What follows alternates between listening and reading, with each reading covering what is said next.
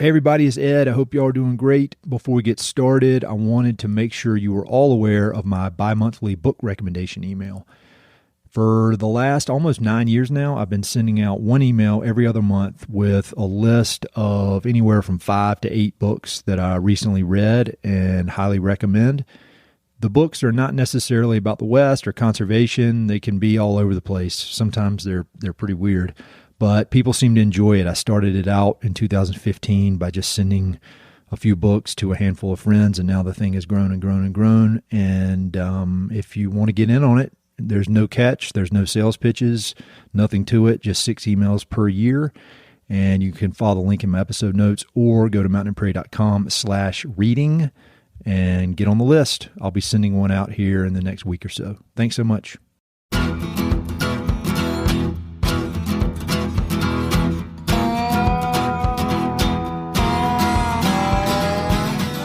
This is the Mountain and Prairie podcast. I'm Ed Robertson. My guest today is Curt Meine. Curt is a senior fellow at the Aldo Leopold Foundation and one of the world's foremost experts on the life, work, and legacy of conservation icon Aldo Leopold. Curt is the author of the biography Aldo Leopold, His Life and Work, and he also works as a conservation biologist, a professor, a senior fellow with the Center for Humans and Nature, and much more. Aldo Leopold has been one of the most referenced, most admired, and most influential conservation thinkers, whose name and ideas have been referenced over and over on the podcast. Whether I'm talking to people in agriculture or entertainment, writing or athletics, history or politics, there always seems to be a thread of thinking that connects many Mountain and Prairie guests to the land ethic of Aldo Leopold. So I was long overdue in devoting an episode exclusively to Leopold, and I was thrilled to have the opportunity to chat with Curt, one of our most admired and trusted Leopold scholars. Whether you're brand new to the work of Leopold or you've read A Sand County Almanac 100 times, I think you'll learn a lot from this episode. Curt has a real gift for discussing the details of Leopold's life in an amazingly engaging way, while also helping us to understand Leopold's legacy in the context of the broad history of North American conservation. We started the conversation with an overview of Leopold's early years and upbringing and his eventual enrollment at the Yale School of Forestry. We talk about Leopold's formative years in the American Southwest, how his outside-the-box ideas about wildlife sometimes clashed with the status quo, and his eventual move back to Wisconsin. We talk a lot about Leopold's personality and how it compares to other conservation icons, how his work was received both in his lifetime and after his death, his surprising challenges in finding a publisher for A Sand County Almanac, and that book's long-lasting influence. We also discuss criticisms of Leopold's work, some of his ideas that may not hold up as well today as they did in their time, and Leopold's abundant curiosity and his willingness to change his mind. We also discuss books, the very important work of the Aldo Leopold Foundation, and much more. Be sure to check out the episode notes for a full list of topics and links to everything we discussed. And also, I want to thank my friend, the great conservationist and all-around amazing human, Doug Duran, for so generously introducing me to the team at the Aldo Leopold Foundation and for being such a steadfast champion of Leopold's legacy. Thanks so much for listening. Hope you enjoy. All right, Curt, thank you so much for taking the time to chat with me. When we talked a few weeks ago on the phone, I was telling you, I think I've been doing this podcast now for over 8 years, which is crazy. And there's few themes and people that continue to come up over and over and over and over. And Aldo Leopold is one of the top themes. I mean, I think from probably the first episode on, I mean, whether we're talking about land conservation in Colorado, talking with, Nick Offerman, the Emmy Award winning actor and conservationist and author, Leopold just comes up over and over and over again. And so I'm very excited to have the opportunity to chat with you. And for people who may not know the full story about Leopold, may not have read Sand County Almanac, may not have read your book on the topic, I was wondering if we could just start out setting the stage about Leopold, kind of a high-level biography. And if you could just talk about his upbringing, where was he born, kind of talk about his life, the type of life he had from maybe when he was born until he went to the Yale School of Forestry. Sure. Well, first of all, thanks, Ed, for inviting me to join you and to learn about your program and all the great voices you've been able to bring forward, and appreciate it. And look forward to our conversation here. Sure, I can give a thumbnail sketch of Leopold's early life for you. And I should, before I do that, preface by saying, I have done a lot of work in different dimensions of conservation and environmental stewardship over the many years now. It's been a long time since I actually published my biography of Leopold. That goes way back. I still remember most of the details, but a lot of scholarship has gone on since then. And I should say that I'm not the only Leopold scholar. There's plenty of other really accomplished colleagues out there with very different views on Leopold in some cases. So yeah, he does remain a central figure in not only in our history, but in the issues and questions we're trying to address today. So with all that said, let me launch in. I can give you the brief on Leopold. So put yourself back in the 1880s in the American Midwest, at a time when, of course, so many of our native natural ecosystems and natural assets were under great stress, whether it was depletion of wildlife populations or loss of, in our case, the American Midwest. And looking at your own title, when prairies were being plowed up from one end of the Midwest to the other, the northern forests being depleted and so forth. So Leopold was born in 1887 at this time of really growing crisis in the status of the landscape and the culture on the landscape. So, and I hasten to say that he was born just a couple decades after the indigenous populations of Iowa, where he was born along the Mississippi River, had been removed. In this case, the Sauk and Meskwaki tribes. So he was born into a family of German immigrants who had come over a generation or two before, and part of a wave of German immigration that settled in the upper Midwest, with many of that generation of Germans being very, very attuned to things natural, wild, and free, as Leopold would later phrase it in A Sand County Almanac. So in his own family, he was deeply influenced by a father who was a very enthusiastic hunter and also a pioneer in conservation, as, again, Leopold would describe his own father later on. On his mother's side, very attuned to landscape, what we call now landscape architecture, design. And so he was born into this rich environment at a time, again, however, when the landscape was undergoing transformation. His father ran a furniture factory, actually quite successful one, in Burlington, Iowa, where the Burlington Railroad crossed the Mississippi. And that background with his father, of course, attunes him to the status of forests and timber in, again, the upper Midwest. Leopold grows up in this family that is now, sort of not well-to-do. They're not hugely wealthy barons or anything like that, but they've done well with the growing economy of the Middle West. He develops very early on this interest in all things wild. He's out exploring along the Mississippi River. He's spending a lot of time with his family in the northern Great Lakes. He becomes very attuned, especially to birds early on and other species, of course, but he's an enthusiastic young hunter. He's an adventurer, and he begins to develop an interest in pursuing a professional path in what was then the emerging conservation movement in the 1890s and early 1900s. And most of us will remember a basic history that, when Teddy Roosevelt became president in 1901, he sort of supercharged that incipient movement for conservation. And Leopold grew up. Again, do the math, he's born in 1887, he's 14 years old. When Roosevelt becomes president and begins to put into place the kind of policies that we now recognize as sort of the foundations of conservation in the U.S., Leopold grows up, again, in the Midwest, but he goes east to go to college, actually to prep school and then college at Yale. Why does he go there? Because Yale hosted the what is still the oldest school of forestry, now the School of Forestry and Environmental Sciences at Yale University.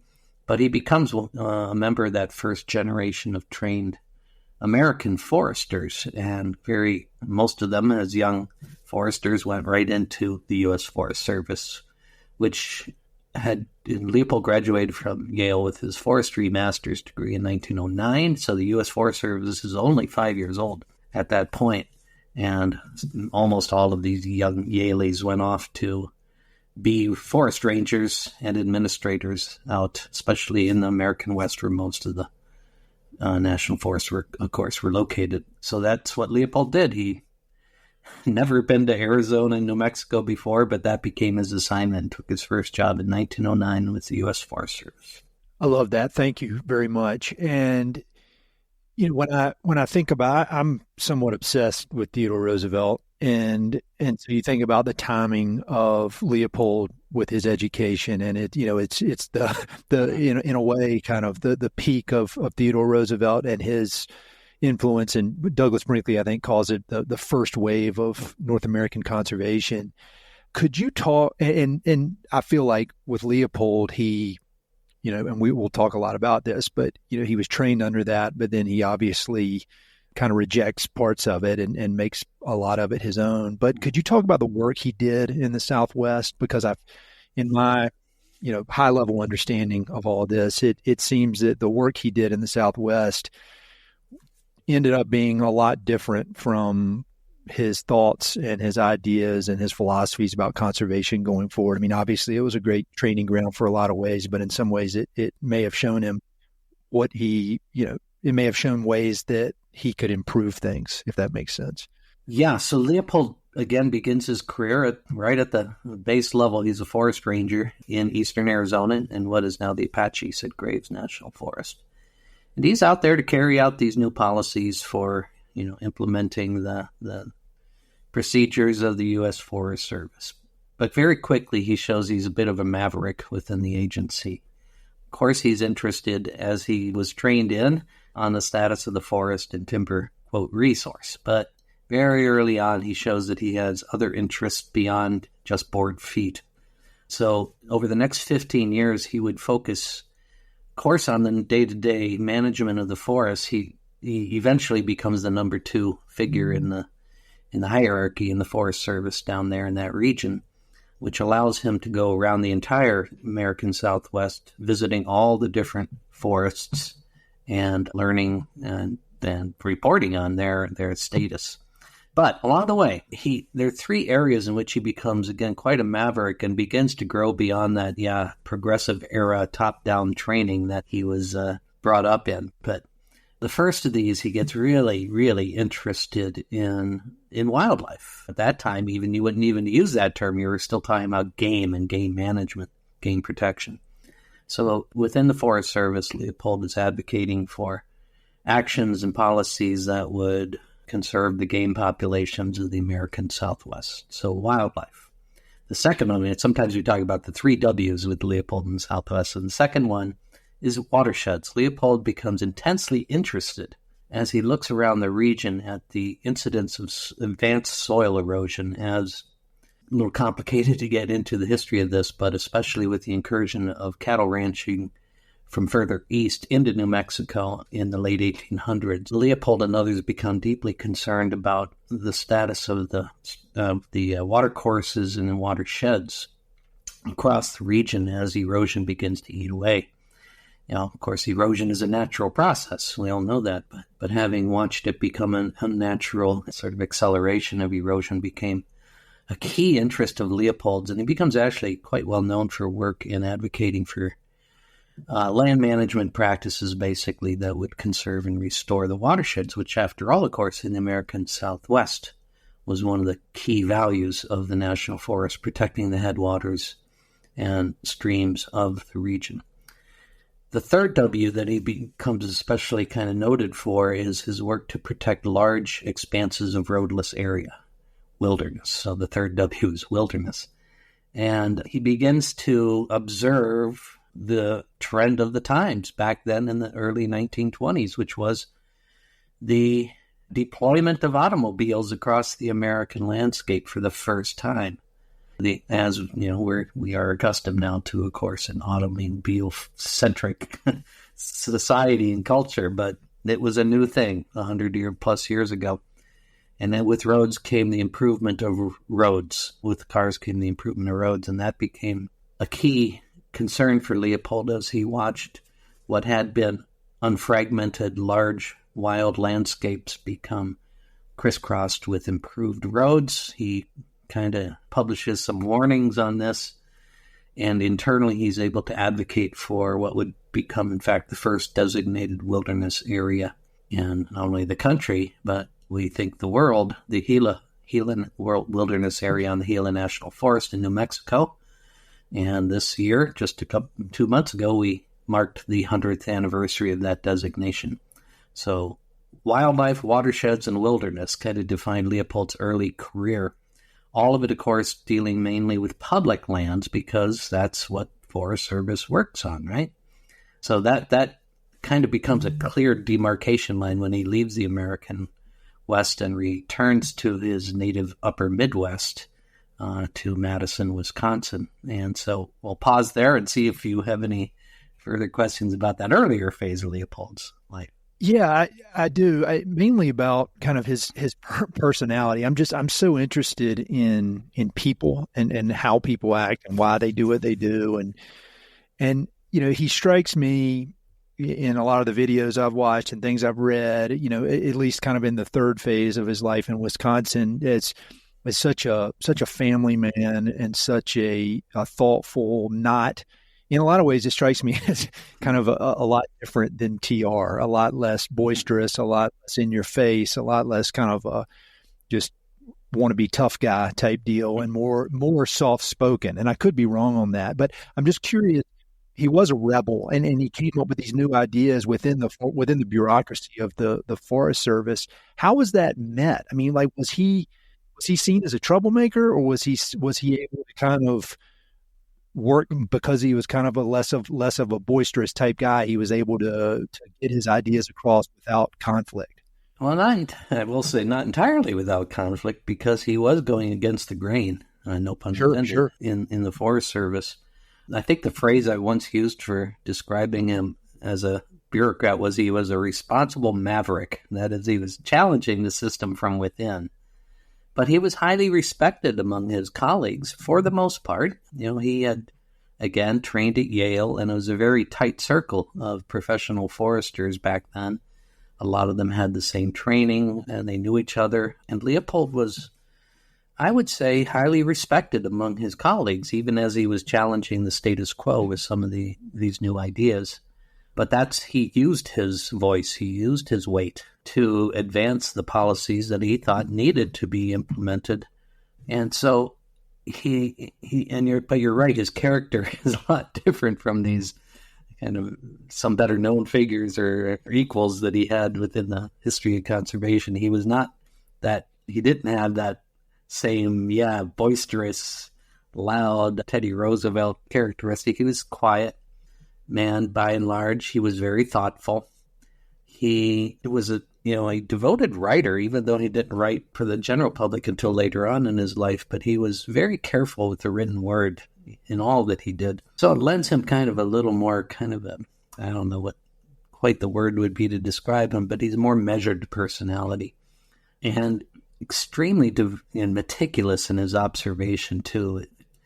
And the key thing with Leopold, not only in this early phase of his career, but lifelong, is he's always growing. He's always pushing himself. He's always absorbing new information and ideas and concepts. He's always alert to the shifts in the culture and social, milieu of his time. He's got his antennae out there. And so up until the very end of his life, he's just constantly evolving and growing intellectually, emotionally, and I would even say spiritually. And so he makes a fascinating figure to cover for that reason, because, the Leopold of 1915 is different than the Leopold of 1925 and 35 and 45. And his growth and evolution reflects a lot of the parallel evolution in the larger conservation movement. Yeah, I saw an interview with one of his daughters as I was preparing for this, and she talked a lot about how he was always willing, if not wanting, to change his mind. He was always out looking for information that would allow him to adjust his outlook and change, which I think I've always admired that characteristic in people, but I think nowadays we can probably take even more lessons from that type of mindset. And so what brought him back to Wisconsin? So he had kind of topped out in the Southwest in terms of his career advancement. He was, again, the number 2 administrator in the Southwest. And he was, he's in the Forest Service. He's serving the public through this agency, and the higher-ups in the agency decided that they needed his skills back in Madison, Wisconsin. So he moved there to become assistant director of what's called, still is in Madison, the Forest Products Laboratory. It was and is the main sort of wood research facility within the Forest Service. And in 1910, it had been established in Madison, Wisconsin. And Leopold, again, was assigned. So he was a good, loyal Forest Service officer and took up the assignment with the understanding that he would soon become the director of this research entity. Did not work out that way. The director there stayed on for quite a long while. And Leopold was left in the number 2 position in what is comparatively a pretty dry job, right? He's a very accomplished administrator. He knew how to run a group of people. And yet it was an office job, and it was drier than his adventurous time in the field in the Southwest. So he did stay on in that position for about 4 more years. And then in about 1928, he steps away because he had maybe grown a little frustrated with that desk job, and his real passion at this time, and it was growing nationally in the conservation movement, was wildlife conservation. That earlier phase of conservation really focused on the land resources, on forests and rangelands and so forth. And wildlife comes along a little bit later as kind of the new wave of conservation development of conservation as professionally. And Leopold leaves the Forest Service and devotes the next several years of his life to doing groundbreaking surveys on game populations, policies, habitats, and research going on in the upper Midwest. This is what was called the Game Survey of the North Central States. And it's kind of a dry project in many ways, and the book is not the most readable that came out of this, but it was really provided a key foundation for the emergence of wildlife management and conservation as its own new kind of branch of the conservation world. And how was that met? I mean, as he's publishing this and doing this new work, it's kind of hard for me to get my head around it because it's such a standard approach nowadays. And to think about somebody doing that for the first time, and I would just in general, we know how the status quo works. It doesn't new ideas, no matter how good they may be. I mean, how was that? How was his work and these new ideas met by the kind of the general brain trust of at that point? Well, it's a revolution, at least. And again, and let's again remind ourselves that indigenous traditions of care for land and all of its pieces goes back generations and centuries. But in the Western tradition and in American society, it was a new thing to propose that, in fact, the tools of science could be turned towards sustaining and recovering depleted wildlife populations. And a lot was going on in these few years from the late 1920s to the late 1930s. It's a revolution that takes place. Leopold is in the absolute epicenter of that. He, through this survey, begins the work of doing detailed work on the ground and not looking at just this or that species. Of course, there are precedents and things like the recovery of bison populations, but in general, the attitude at the time was, let's do our best to string out the remnant of wildlife populations. We'd lost the passenger pigeon. We'd lost the Carolina parakeet.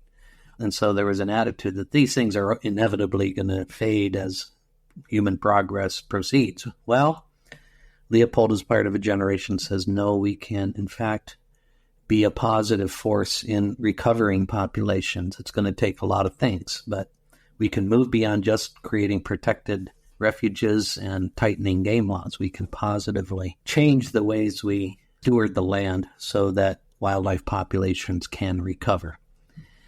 And this sounds, again, as you just said, sounds like standard fare for us now. Of course, if you want good wildlife populations, you got to take care of the land in a way that supports them. Well, it was not so common knowledge back then. It was quite a revolutionary way of thinking, particularly when it came to work outside of the public lands. So Leopold's in the Midwest, where most of the land base, of course, is in private hands.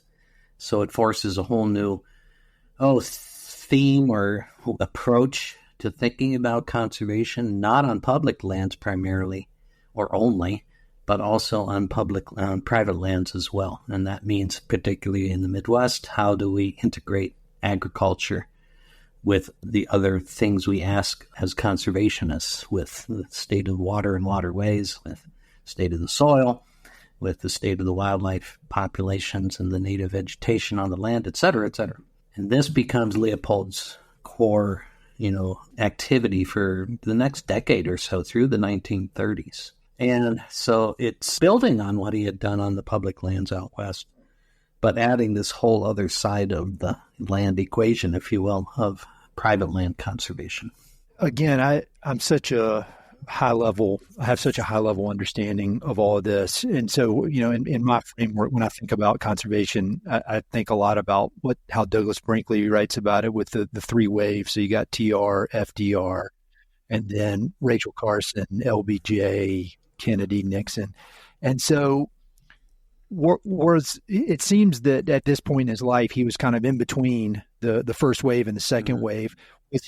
Were his ideas spreading to beyond the world of the Forest Service and of academia, or was it being recognized by the public? And then kind of a follow up on that is, how much did this work inform FDR's conservation policy going forward? Yeah, these are great questions, and I wish Doug Brinkley were on with us. I'm a great admirer of his work. But in a nutshell, you're right. Leopold is a transition figure, and he connects us from that first wave of the progressive conservation movement of Teddy Roosevelt to the environmental awakening in the 70s and 60s and 70s. So he's a key bridge figure across those generations.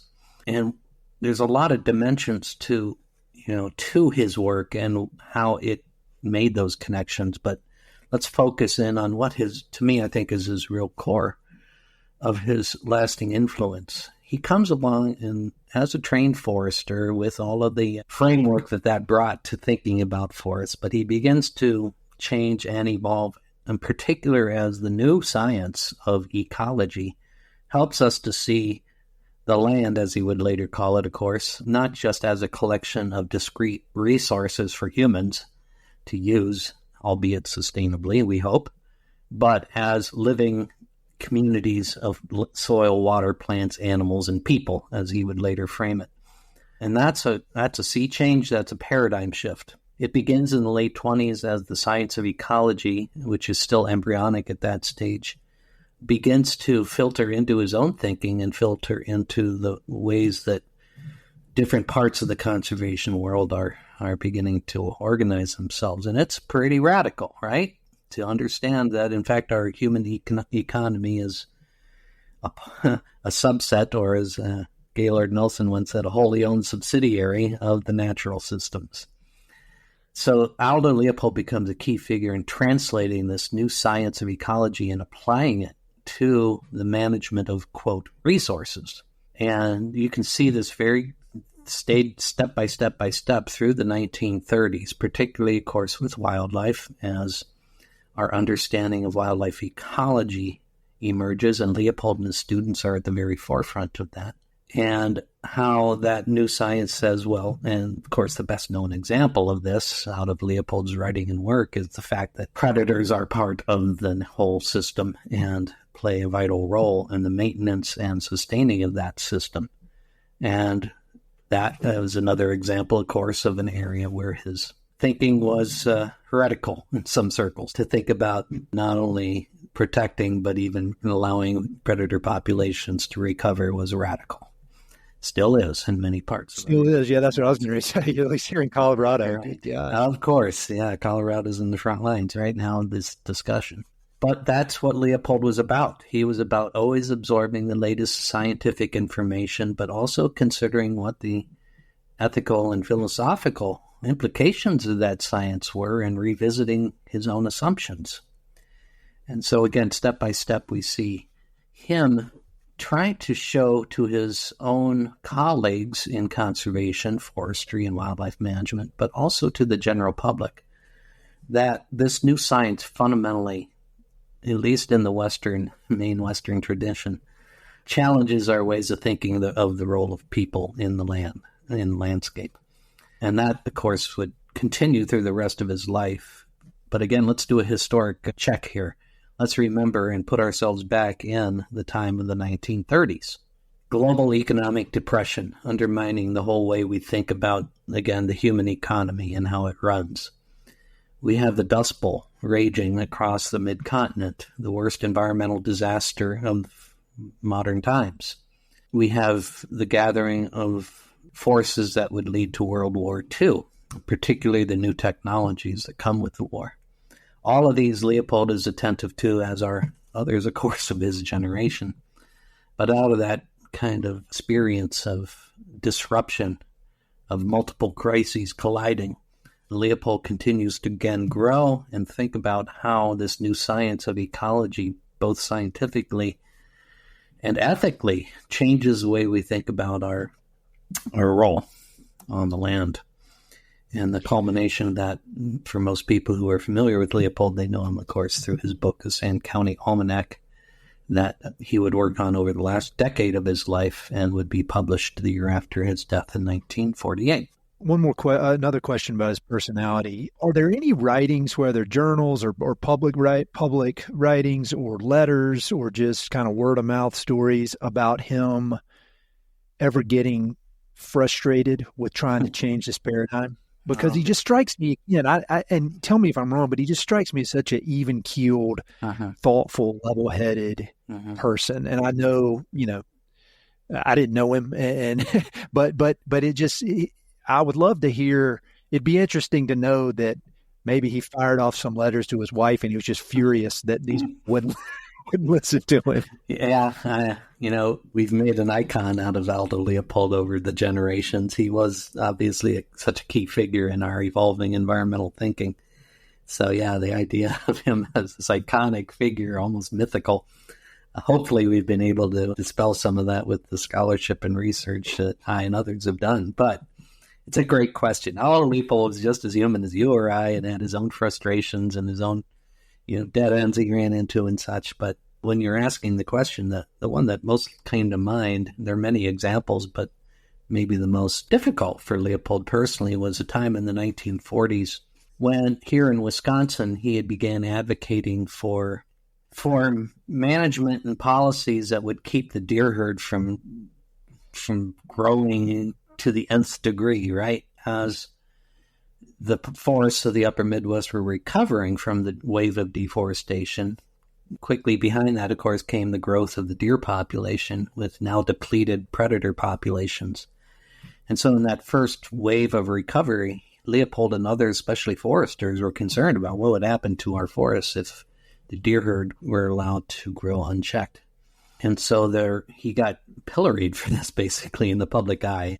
Many names he was called, let's say, in newspapers and letters to the editor. And it took a toll on him emotionally. He was trying to teach these lessons and also implement them. He wasn't just, thinking from the ivory tower in his position at the University of Wisconsin.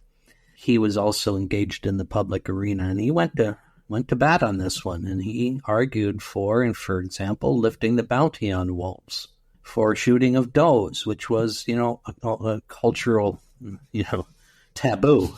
Or many deer hunters, you just don't shoot the does because my granddaddy didn't shoot does, that sort of thing. So Leopold was very, very much in the public eye at that point, and again was dealt with pretty harshly among those who disagreed. And there are other issues like that. He was, for example, after World War II, making case for not damming every river for hydropower that we could, especially again here in Wisconsin and the upper Midwest. So there are a number of issues, in which he kind of hit a threshold. Not often. He was not one to lose his temper, let's put it that way. He kept a pretty tight rein on his own emotional. As he said, he was an even-keeled guy. That's a pretty good way of saying it. But I will say, I really, became attuned to this when I was first writing about Leopold. It was in those years right after World War II, when, again, not only Leopold, but an entire generation of thinkers and philosophers and ethicists and conservationists were facing the crisis of the time. World War II was world-shattering, literally, and coming to terms with that existential crisis of technologies now that can destroy us, with global conflict like we had never experienced even in World War I. This was a crisis, an ethical crisis, and Leopold was affected in it. There's a period right after World War II when maybe for the only time in his life there was a sense of depression in his writing and in his correspondence and that sort of thing. But out of that, again, he's a very resilient character. Makes him an interesting person to study and to write about. He would often come out of these episodes, collected himself, and then going back to work to try to contribute to a positive reaction. And that's exactly what happened at the very end of his life, in the last year or two of his life, as he was putting the finishing touches on the manuscript of this book that would go on to, of course, change the environmental awareness of millions. But it was very much, if you carefully read it, a response to the trends of World War II, particularly having to do with these powerful technologies now unleashed on the land. Can you talk a bit about Sand County Almanac and how, because, when I talk to people on this podcast, I'd say that is the number one book that comes up, whether you're talking with ranchers or historians, whoever. That is the book that changed things. However, from my preparing for this interview, it sounds like it was rejected by a lot of publishers, and then it finally got accepted, and then Leopold died before it was actually published. I'd love to hear just kind of more about maybe when the book entered the world after Leopold's death, how long did it take for that to really make him such a central figure in the conservation world? Because it seems to me, and tell me if I'm wrong, when he died, or in the last 3 or 4 years of his life, he was not like a Wendell Berry type that is seen as like a living legend in the conservation world who's writing, and there's a great big group of the general public that's just waiting for any new thing from Wendell Berry. It seemed like maybe he was still more known within the world of conservation, but maybe not by the general public. And then after his death and the book was published, that changed. Am I right with that?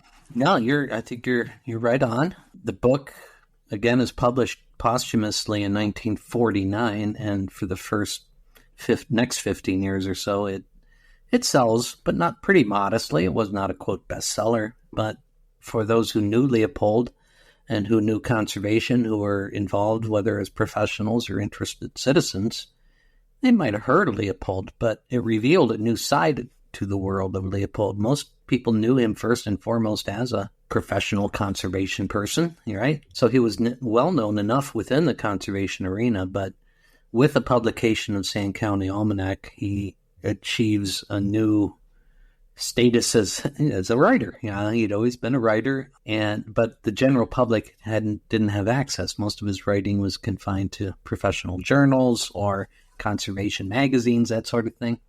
With Sand County Almanac being published, a first wave of readers discovers Leopold as a writer, and it's really interesting to read the book reviews from the original publication, because you can really see a lot of kind of very sophisticated book reviewers in national papers and magazines discovering this new voice and realizing that this is a new kind of writing about the natural world and our role within it. There had been, of course, plenty of other prominent writers who had helped provide the foundations for what Leopold was doing, but this was different. And one of the differences is that Leopold is trained as an ecologist and he's able to bring the insights. In fact, that was in many ways his prime motivation, was to bring the perspective that new science provides to a general readership. And it's not chock full of graphs and statistics and such. These are stories. These are narrative stories of plant and animal communities and human history as it interacts with those communities. And that's a new twist. It's a new voice, and some recognize that immediately, but it would take until Rachel Carson publishes Silent Spring in 1962 and the emergence of the environmental movement in the 60s and 70s for the broader audience to catch on, and Sand County Almanac comes out in paperback in the 1960s and 1970, and that then provides, especially those younger baby boom generation environmental readers with a new text, and it becomes one of the most important, of course, in our history in shaping that next generation of readers. But just to add a footnote to the history of its publication, as you did say, it was rejected several times by publishers before Oxford University Press picked it up. And I won't say too much more about this, but it was an odd book. It was a kind of a strange little collection. Leopold was obviously gifted as an essayist, and editors recognized that, but he was piecing together a bunch of pieces published in different places for different reasons, and it just didn't quite hang together. And so you can understand why it was rejected, because the manuscript was evolving. It didn't hold together until finally, at the very end, the last year of his life, Leopold kind of hit upon a structure for it and a flow to it that would make a little more sense to readers. And so he wove together these little vignettes of ecological life on his farm in Wisconsin, together with stories of him working in other landscapes around the continent, concluding with a series of more abstract, even philosophical pieces that would outline a philosophy behind the places he had been and the observations he had made. So that allowed it to hang together. And it was that structure, I think, that allowed it to gain the steady readership it has enjoyed ever since. And that is, some people can get into those, here's what the chickadees are doing in the woods on this day, and here's how we understand that. And other people tune into the more broader or abstract discussions of human and nature relationships. So it allows different readers to come in different ways into the book. Well, and that's one thing I love about that. And then as I was preparing for this, and I was looking on your website, there was a little article, and it was like 5 things you may not know about Aldo Leopold, and one was that he really, really loved the arts. And I feel like with Sand County Almanac in particular, it really shows he's a scientist, but it shows this ability to almost write, poetic, or to write poetically. It reminds me of that book that I'm sure was highly influenced by Leopold, The Meadow by Galvin, James Galvin. This, and so he's got this real mix of hardcore scientific mindset combined with the ability to put it in more poetic terms. And I feel like it's really a great delivery system, because you kind of can get anybody, whether they're scientific minded or artistic minded. Do you agree with that? Totally. I mean, that was kind of my entry point too, right? What intrigued me very early on, many years ago now, about Leopold as a figure was this mind of a scientist combined with the voice of a poet. And as my friend Gary Paul Nabhan, another writer deeply influenced by Leopold, said, Leopold gave us permission as scientists to write in this more lyrical way. And in the same way, maybe the other way, he showed those who in literature and the arts that, this kind of thinking, this critical thinking that science provides, it doesn't quash your poetic voice, it feeds it. And now we're so blessed to have, people who've come along over the decades since, you mentioned Wendell Berry and others from that period, Gary Snyder and others that we can think of who came along, but more modern and contemporary writers, everyone from Gary, who I mentioned, to Terry Tempest Williams, to Robin Wall Kimmerer, to so many others who, the connection may not be direct or specific to Leopold, but the way we write and think about our culture and its relationship to the land is still evolving and still growing in important ways. But there are still some of the foundations for that in Leopold's writing. Another question for you about the man, Leopold, and his legacy is, you mentioned how he and pretty much any kind of groundbreaking historical figure can become a legend pretty quickly. And I feel like, going back to my real base interest in Theodore Roosevelt, I feel like with him it's pretty easy to see the flaws that he had because he's such a caricature. He's so over the top in so many ways. And so when you look back at all the great and groundbreaking conservation work he did, for me, it's pretty clear where you can see things that I think were put in place with good intention, but turned out not to be the best way to go forward. And then guys like Leopold tweaked it a little bit, and then Leopold, Wendell Berry's tweaking Leopold's work. What, from your mind, as seeing all this from in such a broad kind of overarching way, are there any parts of Leopold's philosophies that don't hold up well now, that you think maybe were well intentioned at the time but don't hold up? Well, there's been actually a lot of writing on this, and let's hasten again to say that Leopold was his own best critic in his own lifetime. He welcomed criticism and checked himself and grew himself through his lifetime. And so there are aspects of Leopold's legacy that we look back on and say, well, he didn't quite get that right, or he didn't know how the science would change, and so we have to think differently.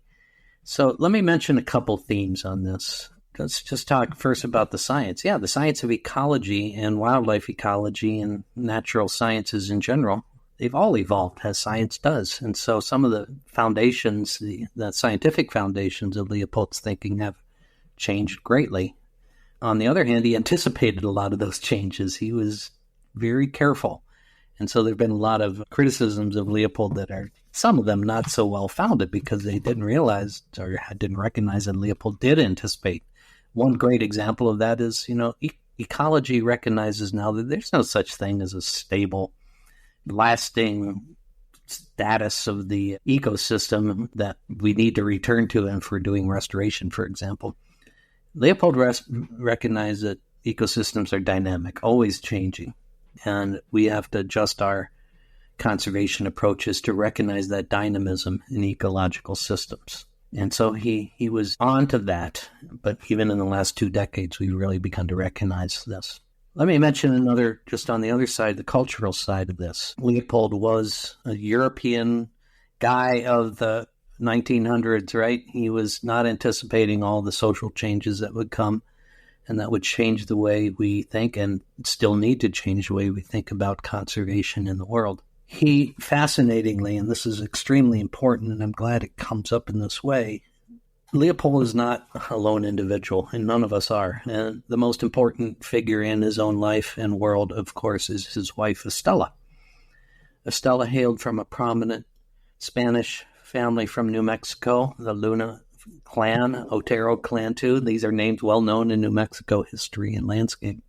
And his marriage into Hispanic culture is one of the defining characteristics of his life. And his wife, Estella, his devoted partner of 35 years, deeply influenced his own, obviously, his life and the lives of their children. But also, many of us think it helped him avoid some of the traps that came with being a Northern European-derived cultural background that he was from. So right now, of course, we think a lot differently and need to think a lot differently about the intersection of conservation and social change. And in some ways, we can and do and should critique Leopold and his generation for things they didn't anticipate and see. But we can also look to others of that generation to see they did lay the foundations for beginning to make these connections and honor them in the way we move forward. Another criticism of Leopold, of course, is that he failed to recognize fully the trauma and pain that is inherent in any landscape through the removal of indigenous peoples. It's a complicated question in Leopold's case, in my view. Leopold had a lot more to say about indigenous people of the Americas than we sometimes will realize on the surface. But there's not been a thorough study of this aspect of Leopold's experience. And again, we have to remind ourselves Leopold died at 61. He was still, by my own standards now, a younger guy. Yeah, no, I was thinking the same thing. So, he didn't live to see the civil rights movement of the 50s. He well might have, after he had an average lifespan. So these questions are there in his writing between the lines, but they're not there explicitly in the way that we might wish for someone of his generation. There's been a lot of writing on this, and I can go on and on about it, but we're in a phase of not only thinking about Leopold's legacy, but the entire legacy of the conservation and environmental movement, again, with its intersection with social well-being and advancement. Well, I think, when you think about all that stuff and how complicated it is, and there is no right answer, I think a guide as to how do we think about this is use Leopold's, mindset of we're always learning, we're always curious, things are always changing, we don't ever know the full answer. And I think Theodore Roosevelt was more open-minded than he projected or than his legend has it. But I feel like Leopold really does just set a great framework for how do you think not even conservation, but just in general, how do you think about things? And that's one of the big takeaways I've gotten from studying him is more of an operating system for thinking about the world, right. I think. Yeah, I love that. That's, my joke for many years has been, I shouldn't say joke, but, when I've given presentations, and I know this happens with other colleagues, there's often the question in the Q&A period of what would Leopold say about this matter or that issue? And my standard answer has always been, I can't tell you what Leopold would have thought about this or that. He was an original thinker. He was evolving all the time. He would surprise you sometimes with his viewpoints. But I can tell you how he would have thought about this or that issue. The way his brain worked and the way his brain was connected to his heart do provide an example in our history of someone struggling mightily, actually, with these large questions and realizing that we need to think differently. We have to become different people, he would even say at some point. And the core of that is thinking about our relationships with one another and our relationships with the living world around us and that we are a part of, and thinking about the relationships within that living world. And whether we call that an ecological way of thinking, or another colleague who calls this a kin-centric way of thinking, meaning, instead of putting the individual human at the middle of the entire universe, we put our relationships to our kindred creatures at the center, and we build upon that web of interactions. So Leopold was still, again, evolving and advancing, but he helped provide some of the foundations for this way of thinking we know that we must move toward if we're going to sustain ourselves and the living world that we're a part of. I love that. And again, more relative now than ever, really. I would love for you to give an overview of the Aldo Leopold Foundation and the work, because you're a senior fellow there. I mean, they do such great work. And again, so many people who've been on my podcast have referenced the work of the Aldo Leopold Foundation. Could you just talk a bit about the organization and kind of your mission and some of the goals of the organization? Yeah, absolutely. Well, that gives me a chance to mention, of course, I mentioned Estella, Aldo Leopold's wife. Stella and Aldo had 5 children, for the record here. Curt Leopold, who became a wildlife ecologist. Luna Leopold, who became a preeminent hydrologist. Nina Leopold Bradley, who his daughter, who was a mentor to many of us, and a restoration ecologist, and really the keeper of the family flame in many ways in the later years. Carl Leopold, who was a botanist, and Estella Leopold, who we just had to say goodbye to earlier this year at the age of 97. Estella was a prominent paleoecologist and botanist. So these 5 children went on to remarkable careers as scientists and conservationists in their own right, with their own legion of students and readers and people who are deeply affected by them. So it's a really unusual story in the annals of American science and conservation. It's not just the figure of Aldo Leopold. It's a family and a community of scholars, scientists, readers, citizens who are deeply affected by these extended connections. The 5 children of Leopold, I got to know all of them but one, the oldest Starker, and they were a remarkable family. And in their later years, starting in the 80s, I guess, they would meet once a year to figure out what to do with the royalties from A Sand County Almanac is kind of the lore we tell. Later on, they created the Aldo Leopold Foundation to carry on the work of their father and themselves. And so starting in the early 80s, an earlier version of the foundation began to do work on the home landscape that Leopold and his family still owned and still own. The foundation has grown over the years to include a number of programs that involve stewardship of the land, not just the family's own properties, but neighboring landowners in a landscape scale.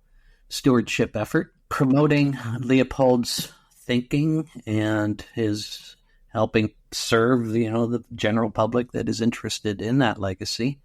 Stewarding the literary legacy of Leopold, which includes not only Sand County Almanac, but a lot of his earlier unpublished. A lot of it has been published now in the last 30 years, but his literary legacy. Training programs for young professionals and future leaders, as we call the program, who have an experience of working in Leopold's landscape and interacting with conservation professionals. So these are young people interested in pursuing careers in conservation. And outreach and education efforts like the one we're doing right now. My role in the foundation is as a senior fellow, which means I'm kind of an in-house resource for my colleagues there. I'm able to do my writing and research not only on Leopold, but on conservation and environmental work in general. And it dovetails, I should say, also with another organization that has Leopoldian roots in some ways, and that is a Center for Humans and Nature, where I am also a senior fellow. And the Center for Humans and Nature has really taken on the task of exploring the ethical and cultural connections in conservation, and that has become a nice complement to the work of the Leopold Foundation as we engage with contemporary thinkers, teachers, artists, poets, writers, all kinds of folks who are interested in developing this ethical approach to conservation and environmental care. Well, and I will say your website is amazing, and it's got so many great resources, even reading list. There's a PDF I found to learn more about. It's a long, full page of ways to dig deeper into the idea of the land ethic, which we didn't even fully dig into here. But speaking of books, I'd love to know, and they don't necessarily have to be about Leopold or conservation, but I'd love to know a few books that have been important to you in your life and just kind of development, both professionally and personally. Any books that come to mind? Oh, boy. We can do a separate podcast about this if you want. Oh, gosh. That's always a hard one for me because it's hard for me, too. Well, what comes to mind? Whether it's a book or writers that I've appreciated a lot. Well, let me mention a couple.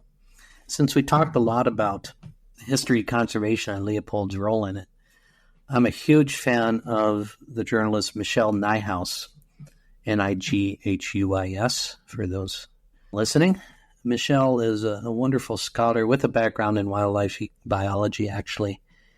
And of her books, all of them are just wonderful, but she published a couple years ago a book called Beloved Beasts. And it is Oh, yeah, I've seen that. Yeah, I highly recommend it to folks who really want to kind of dig into the history of conservation with an eye towards some of the things we discussed today, the blank spots and missteps along the way, the characters, the science. She weaves it all together in such a readable way. So I'm a big fan of Michelle and her work. I mentioned Gary Paul Nabhan, my friend and colleague, student of the Sonoran Desert, who has written, can't keep up with Gary, but at least 40 books now in all different dimensions of everything from the natural history of the Sonoran Desert to the varieties in the recent book of agave and mezcals in traditional Mexican cuisine. He's a leader in the local food movement. He's just a treasure and one of my heroes, as well as a dear friend. I mentioned Robin Wall Kimmerer, and I know that many of your listeners are probably already familiar with her bestseller, Braiding Sweetgrass, but go back and read also her earlier book, Gathering Moss, bringing her deep, deep appreciation and knowledge of indigenous ways and the evolution of what we now call traditional ecological knowledge, TEK. She's been one of our great inspirations for so many of us in that. And these are all people who bring just their own, genius for making connections and drawing on that same ethical kind of concern that Leopold had in his own time and place.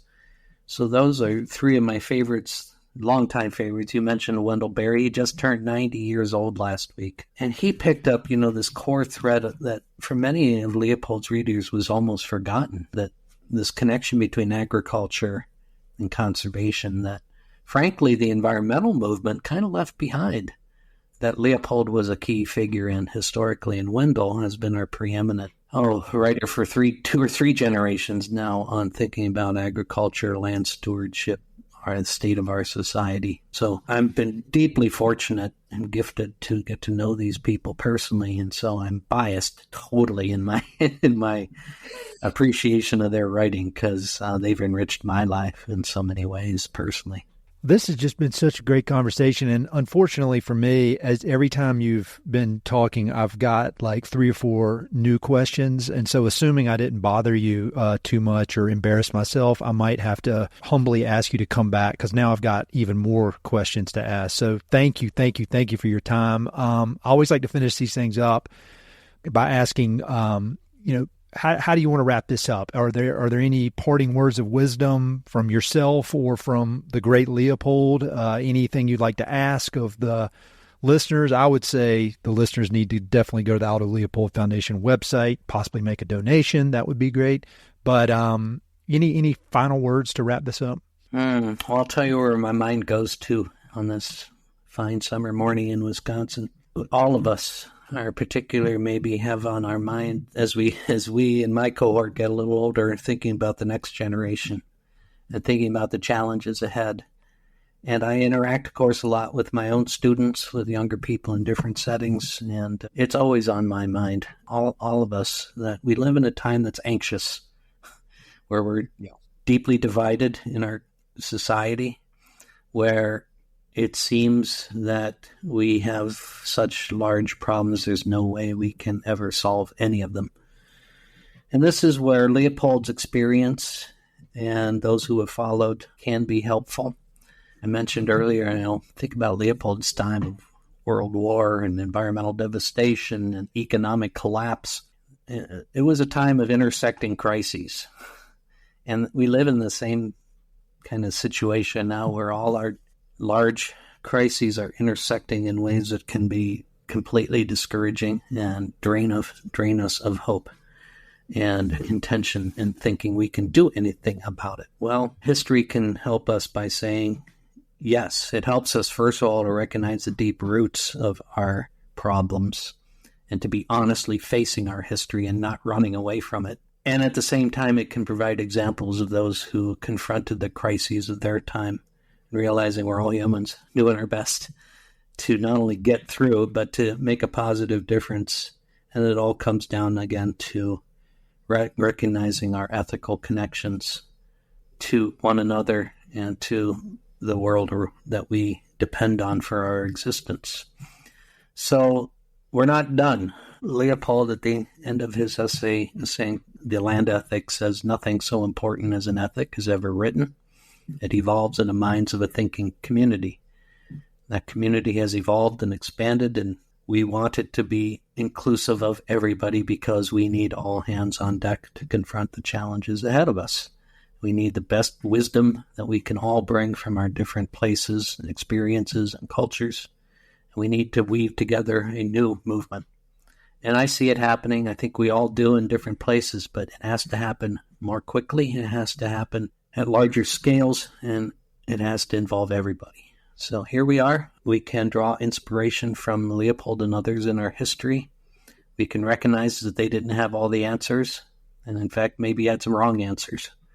But it's our job now to pick it up, carry it on, but especially to get our younger people engaged and recognize the power that they have. And so let's go forward and continue to draw on the voices of Leopold and others as we see fit. But let's also see that we have our voices ourselves that we need to share with one another. I love it, Curt. You're so awesome, man. This was so great. Thank you. I know you got so much going on, and I just really appreciate you taking the time, and I do hope we can do it again, maybe in person one of these days. I want to come to Wisconsin. It's embarrassing that I've not visited, but I just really appreciate your time and your wisdom and your expertise. I learned a lot, and I thank you very much. Well, thank you again, Ed, for offering to host here and bringing me aboard. I am delighted, and let's do it again, and the conversations roll forward. Hey, it's Ed again. Thanks so much for listening to the podcast. I know your time is valuable, so it means the world that you spend it listening. If you want to support the podcast and help it to continue to spread and grow, there are a few ways you can help. Number one, pass it along to a friend or share it on social media. Word-of-mouth recommendations are the most powerful way for ideas to spread, so I'd love it if you could share the podcast with a few pals who might enjoy it. Number two, you can go to Apple Podcasts and give it a 5-star review. Good reviews encourage the Apple overlords to suggest the podcast to others, so there's a link in the notes if you'd be so kind as to give it 5 stars. Number three, you can support the podcast financially via Patreon, and there are exclusive benefits for those who do, including a monthly behind-the-scenes newsletter, Mountain and Prairie stickers, live and recorded video chats with podcast guests, and much more. Number four, I've also got 2 emails that I send out. The first is my weekly email called Good News from the American West, which I send out every Wednesday. It's only positive news, something we can all use a little more of these days. And my other email is my bi-monthly book recommendations email. 1 email every other month with 5, 6, 7, or 8 books that I've recently read and highly recommend. The thousands of people on both of these lists will vouch for me. No spam or other funny business. And number 5, finally, check out my online store for Mountain and Prairie stickers, shirts, and coffee mugs. I've got some really cool designs from Western artists with more on the way. So head to mountainandprairie.com/shop to check it all out. I'd love to connect with you. I'm on Instagram and LinkedIn, so look me up on either of those platforms by my name or through the links on my website.